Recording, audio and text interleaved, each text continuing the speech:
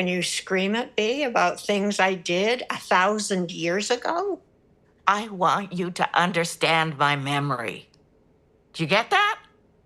All of your memories make me out to be an asshole. I know. And I'm sorry. And you won't let me fix it. I don't want you to try and fix it. I want to be understood. If you're trying to fix it, you haven't been listening. It starts with me trying to reach you, to get to you, and then I'm just lying there again, alone and cold and drenched in urine. Sorry. Context? Shit. Alexandra, do you know what she's talking about? Yes. It's not germane. She was raped by 3 boys when she was 4. Holy hell. What? He's a therapist. He hears this stuff all day. It's not your story to tell. Okay, well, do you want to tell it? No, I don't. If I wanted to talk about it, I'd be talking about it. He hears that stuff all day long. He doesn't need to hear my version. I strongly suspect this is pertinent to our work here. Do you think you might just sketch in the details for me? She was in her new pink plaid shorts outfit. Stop. I can do it. Okay. I was in my new pink plaid shorts outfit, a gift from my aunt. My mother put me in blue, always blue. My sister wore pink. But my aunt didn't know the rules. I ran up and down the street showing off, and my new white cats, oh, they were so white, so clean. Still needed someone to tie them for me. The bike was on its side, a long one, tandem, 4 seats, no kickstand. The ground was cold and wet. I tried to scream, but it came out thin, like in a dream. Useless. 4 years old. They laughed. One held me down, so angry. Then they... fingers, sticks. I tried to be smaller than I was, and then it was warm, soothing like bathwater. Until I realized they were pissing on me. I still fucking hate them. I found my shorts under a bush. Filthy. Wet. My new kids were ruined. I found my way back to my grandmother's house. She met me at the door, yanked my arm, spanked me. I tried to tell her what happened, and she slapped my face. Dumped me in the bathtub. The water was muddy. Blood mixed with dirt. Swirled down the drain. She yelled at me for leaving a ring in the tub. He held on to this all alone until years later. I tried to tell my mother when I was 30, but she wouldn't hear it. My sister did remember, though. That helped. Until then, I was an appendix about to burst. She still is. We're all carrying our shit, Alex. She was raped by her father when she was 7. It's not a competition. I'm not competing. I'm giving him context. It's not like you don't have your triggers, too. We're in this together, revealing everything so we can get to the truth. Until I was 17, I thought everybody's father did that. Oh, yeah. Okay, let's stay with this for a moment. I thought it was a rite of passage that we all just didn't talk about. 17. Marguerite told me that her dad didn't come into her room at night and wondered why I would think that. I was gobsmacked. I was looking for some sugar pops. Her father pretended to misunderstand. Lying there with a huge erection. Sure, I'll give you a little sugar.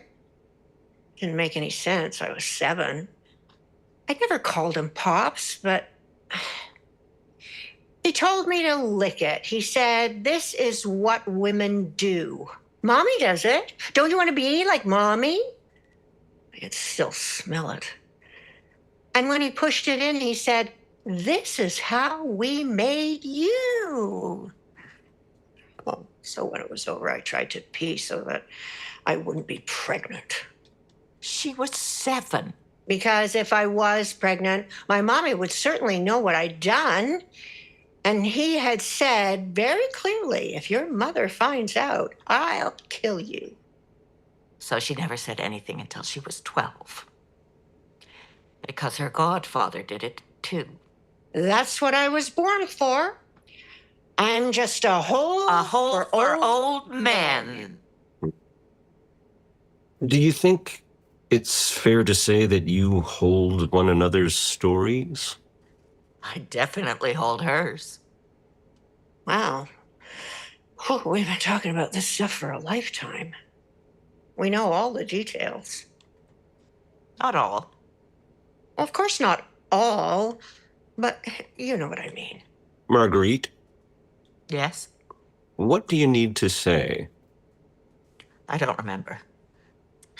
Well, from what I'm hearing, there's a lot of love here and a lot of reasons to keep this relationship working. I need too much. I expect too much. Nobody really keeps promises, right? People say things and then circumstances change. And Dr. Clark, I will bet you doodads to ding-dongs that this is going to be about me breaking a promise. When I was in the worst of it. And when you told me to make an appointment. What? No! Trojan Women Dress Rehearsal. After you said you would take the technical stuff off my plate, you told me you were going to check on me every day I got lost. You got lost? I did. I drove out of a parking lot and I had no idea where I was. Or even who I was or what anything was. I was gone. I was checking on you. You said they fixed your meds and you were in remission. Remission? Yeah. They adjusted my meds and put me on a diet. I'll tell you though, if I had to give up coffee, I'd kill myself. That's a joke. Oh, for the love of God! Oh, seriously? You might need to make a phone call or something. No, I don't believe either of you to be a danger to yourself or others. I'm not so sure. Oh, I feel like I'm hurting her all the time. I feel like I'm a constant danger, and I don't know what I do wrong. How can this be so hard?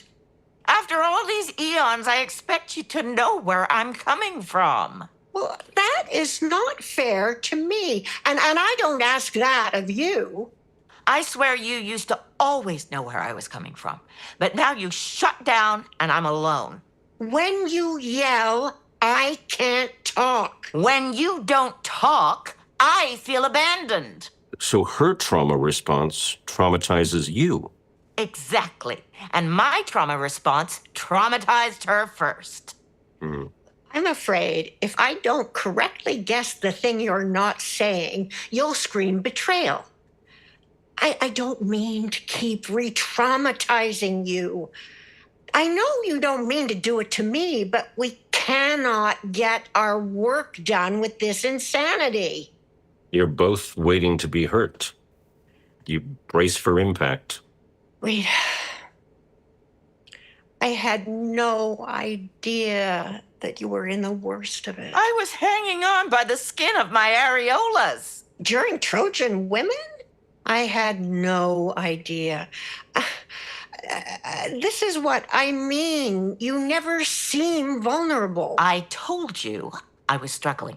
I was barely functioning. You didn't check on me. Oh, you never seem like you're struggling. You're unstoppable. And then I felt infantilized when in front of everyone. Infantilized?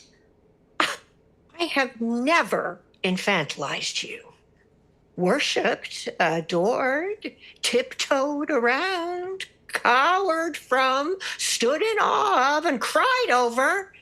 But never in the history of ever have I thought of you as anything but an enormous, massive force of nature. I said I felt infantilized. You said it in front of everyone that I should just edit in the PDF. Like I didn't know that.